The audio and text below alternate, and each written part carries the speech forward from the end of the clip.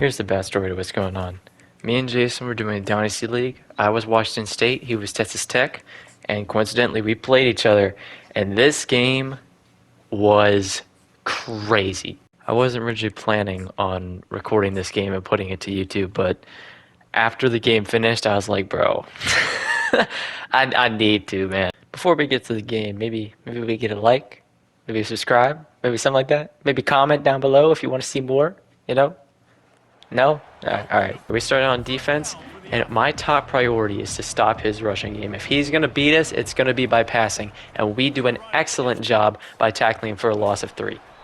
Now, for most people, a 2nd and 13 may not seem like a rundown, but with Jason, it could be, so I bid on the run, even though there was no play action because I'm stupid, and he hits number 18 for a 8-yard gain, making it 3rd and 5. For 3rd and 5, I figured I'd switch up my defense. I've shown him man coverage twice, so I figured I'd switch it to zone, and no, he finds his wide receiver on a short little in and gets the first down.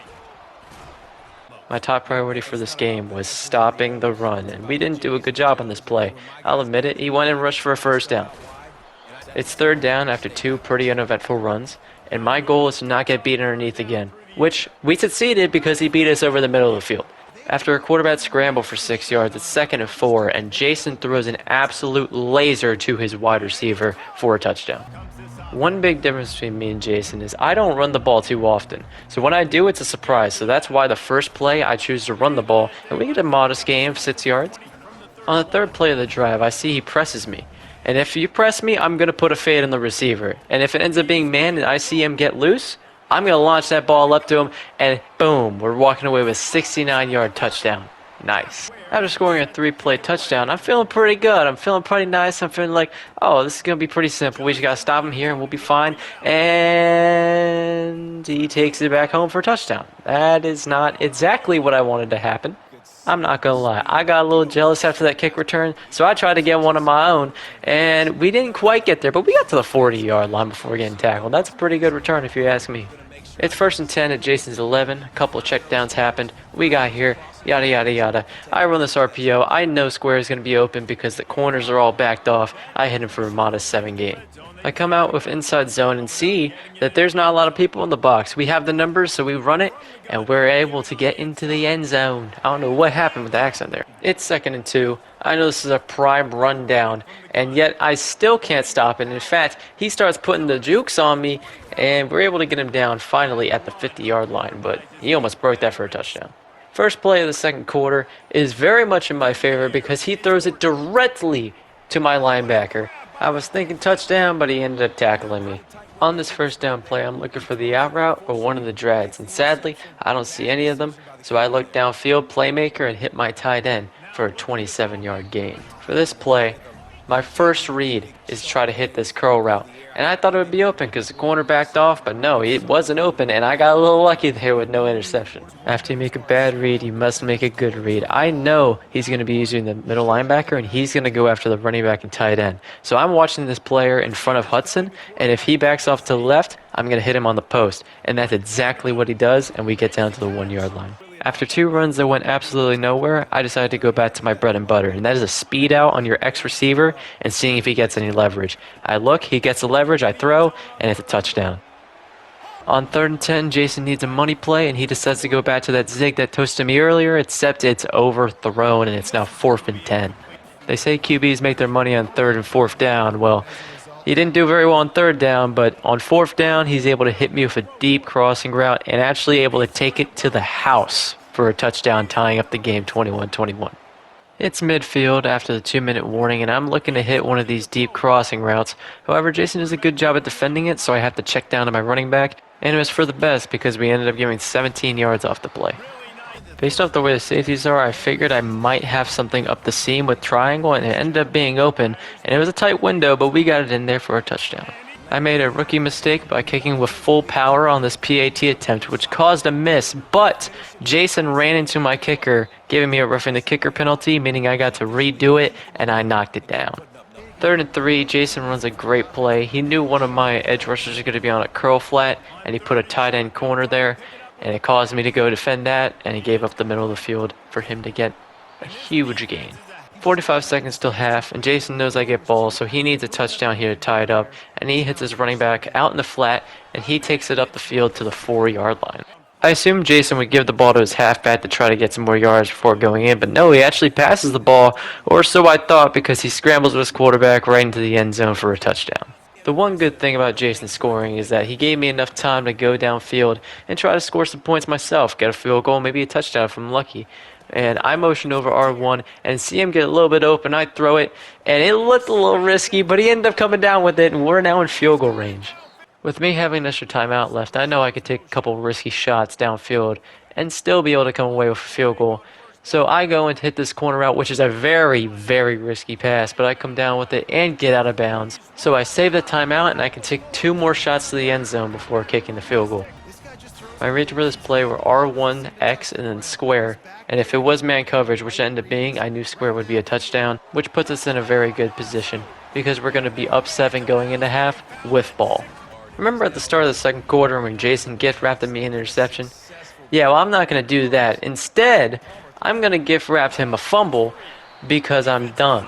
Now that we're just outside the red zone, my goal is to see him against Jason, guard the checkdowns, and make sure the quarterback does not get out of the pocket. And we can't do that because his quarterback is faster than my contain, so he's able to scramble for a first down and juke me out of my shoes and get all the way down to the 7-yard line. I haven't shown you every play from this drive, but Jason's been dicing me with his play action passing, so I assume this is going to be the same thing, but no, he actually handed the ball off this time and got into the end zone for a touchdown, tying it up. After a failed RPO on first down, I tried to hit triangle on this out route, but I thought the corner on my X receiver was going to follow him, but he didn't. He played the flat, and I threw a pick 6 to give Jason the lead. Jason did in fact take the lead back, but it is not by 7 because he missed the extra point. After the missed extra point, I was feeling confident. I was feeling ready to go downfield and score a touchdown, but so was my special teams because they take it down the field for a huge kick return touchdown, putting me up 1 point. On this first down, I run a play that I don't typically run, which is a zone blitz, and I'm probably not going to run it again after what happens because he's able to juke 3 of my players out of his shoes and take it all the way down for a 59-yard touchdown.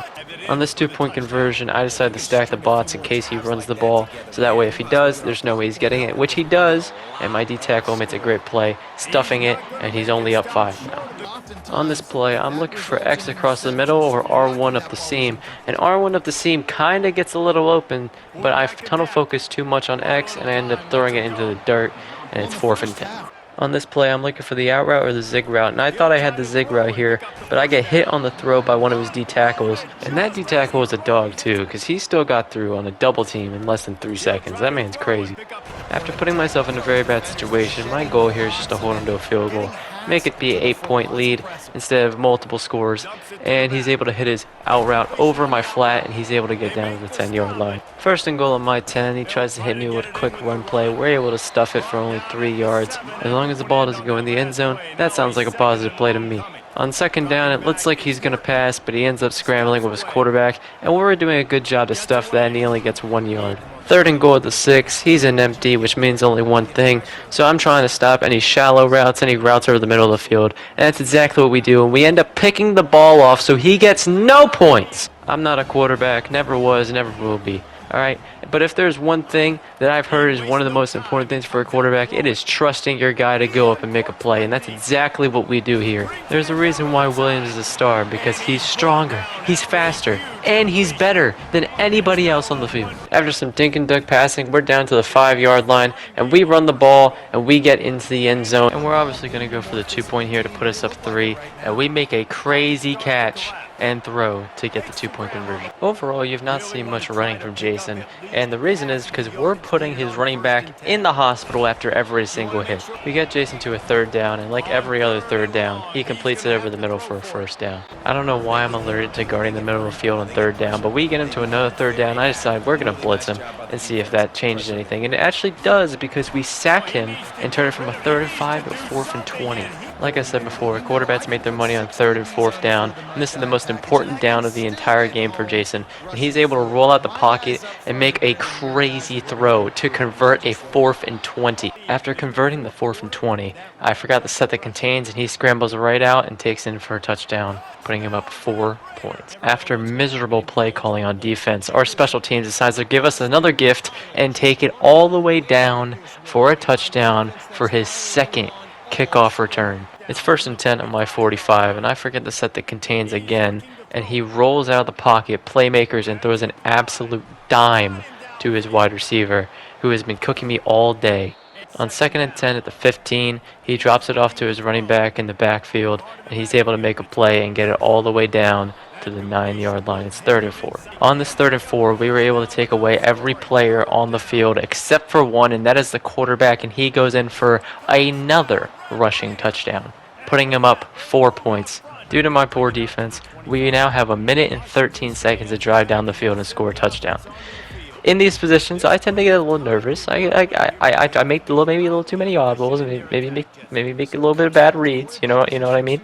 And I proceed to throw an absolute dumb throw that definitely should have been picked, and I definitely should have lost the game there. But I got lucky for a second time in this game. Thank God. They say it's better to be lucky than skilled, and we've definitely gotten lucky this game. So now I'm just looking for a short little completion. So we hit this out route to my wide receiver. Almost got overthrown, but he was able to go up and grab it.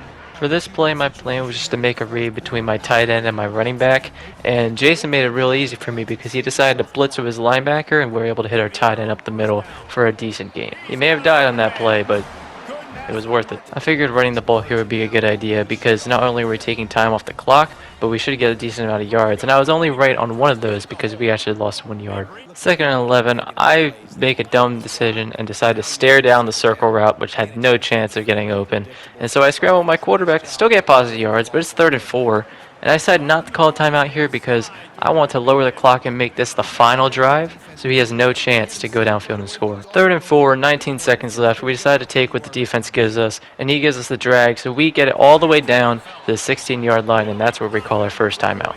This time again, we take what the defense gives us, except we couldn't get out of bounds, which is unfortunate, so I had to use one of my timeouts. On 2nd and 2, I hit my drag. I wanted to hit rack catch, but out of instant, I clicked possession catch, and that caused him to go down. Now I have to call my last timeout, and it's 7 seconds left. I have about 2 plays at the end zone. Right now, I'm looking for anything to get open, and I think I'm going to have X, but unfortunately, he catches it, but out of bounds, and it's down to 3 seconds left. And for the final play of the game, I'll just let you watch it on your own.